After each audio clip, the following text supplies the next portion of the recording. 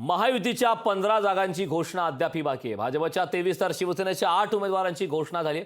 शिवसेना युबीटीचे 17, काँग्रेसचे 11 उमेदवार जाहीर झालेत।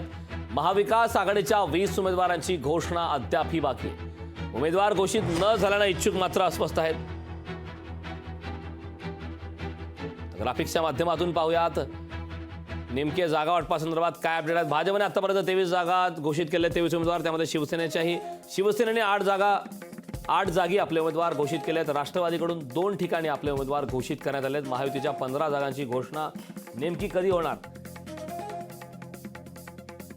शिवसेना युबीटीकडून 17 जागा, काँग्रेसकडून 11 जागा, तर राष्ट्रवादी शरद पवार पक्षाने मात्र अद्यापर्यंत कुठलाही उमेदवाराची नावही घोषित केलं नाही। त्यामुळे आगामी काळात नेमके हे उमेदवार कोण असतील हे पाहणं महत्त्वाचं आहे।